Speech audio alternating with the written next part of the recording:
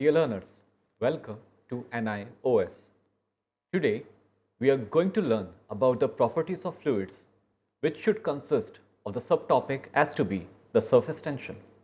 Now, here we want to learn that what is actually a surface tension and what should we be able to learn. The first thing that what all are the intermolecular forces. We should be understanding that what should be the surface tension. Now, the very first topic, that is intermolecular forces. So, we need to see that there are two types of intermolecular forces. They are cohesive and adhesive forces. Now, what is actually a cohesive force? A cohesive force do characterize the attraction between the molecules of same substance. For example, let us say if there are two types of objects out there and they are made up of same materials. So, yes, they will attract each other with a force, and the force which they exert are known as cohesive because they are of the same material types consisting of same molecule. Rather, the other type is adhesive. So, intuitively we can say that adhesive force is also known as an attractive force, but between the molecules of two different substances. For example, over here you can see that a mug is lying over to the table. The mug and the table are made up of different materials, so they should be having different type of molecules, but even then they are exerting a force of attraction. The force of attraction that is being implied over here is by different molecules known as adhesive force. So it is the force of adhesion which makes it possible for us to write on the paper. We can say that when we try to write on the paper and the pen, they both are made up of different materials. So yes, there is again a adhesive force between two different type of molecules which is acting at that moment. For example, here we can see like gum, a Fevicol, they show strong adhesion and we use them to stick different type of materials. Now here come the next topic, which is known as surface tension. So what is actually the surface tension? It is the property of the liquid by virtue of which the free surface of liquid at rest, now here we need to emphasize over this word, at rest, tends to have minimum surface area, and as such it behaves as if covered with a stretched membrane.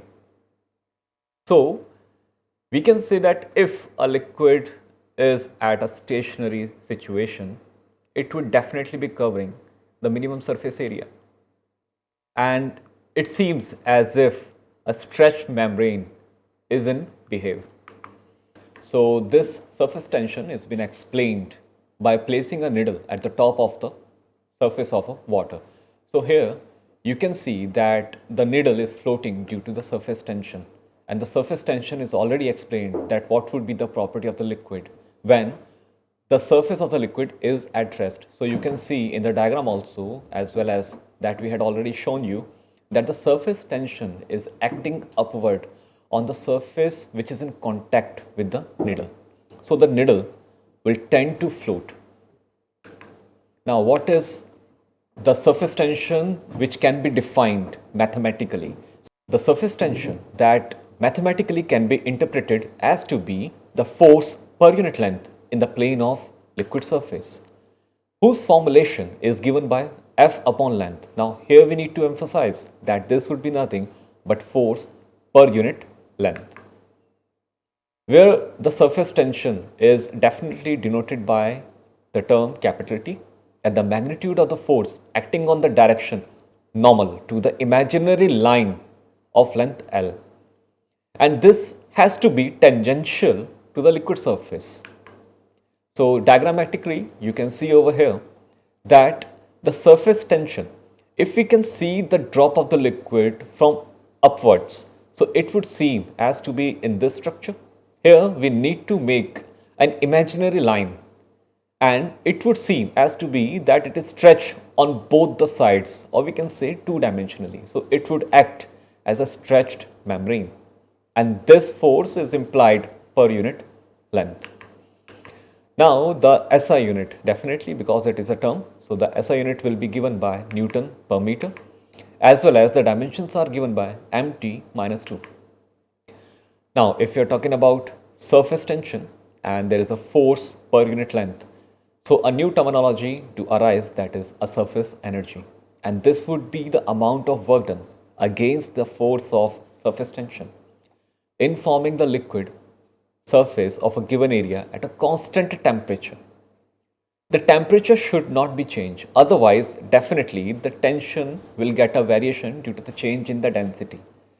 A variation in density do appear due to the change in the temperature of the environment. So diagrammatically we can see that what would be a surface tension.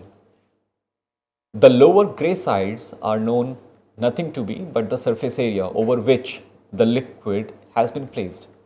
So it will be known as a surface free energy, and a contact angle is being denoted over there. So the contact angle, you can see that it would be nothing but the tangent between the surface energy and the surface tension being formed by any liquid. Now here we can see if we try to stretch the tangential surface, so the soap solution of the length of the wire will be given by the product of the surface tension into the length. Therefore, the total force that will be exerted will be 2TL. Now, twice is given for the length because there will be the length on the upper as well as on the lower side of the contact. So, suppose that the surface tend to contract by delta x, as well as we can say that not only contract but to expand. So, by keeping the wire in equilibrium, we need to apply an external uniform equal force. So, therefore, we can say that what would be the amount of work done? The amount of work done is nothing but given by the amount of force into the amount of displacement of expansion or contraction. So, since we are already aware that what would be the amount of force in terms of surface tension, so that will be replaced by the product of surface tension into twice of the length, which will give you the result of tension into the area. The larger the amount of area due to the displacement, the larger will be the work done. So we can say that work done by the external force is stored as a potential energy of the new surface, and this particularly value is known as surface energy. Now by rearranging the terms, we get the required expression for surface tension, that surface tension is nothing but the amount of work done per unit amount of area that we are trying to expand. So mathematically we can say that yes, the surface tension is equal to the surface energy per unit area. So now we may conclude our slides for our surface tension as well as surface energy, and by recalling all the data that we had used is that it is a property of a surface layer of the liquid or the interface between the liquid and any other substance like air. It tends to reduce the surface area of the free surface of the liquid. Obvious, the surface tension acts perpendicular to any line at the free surface of the liquid and is tangential to its meniscus, and has a genesis intermolecular forces which definitely depend upon the temperature and decrease with temperature. So that's all that we try to learn today in this slide. We will continue in our next video that what to have the property and how to use all the properties of surface tension. Till then, thank you.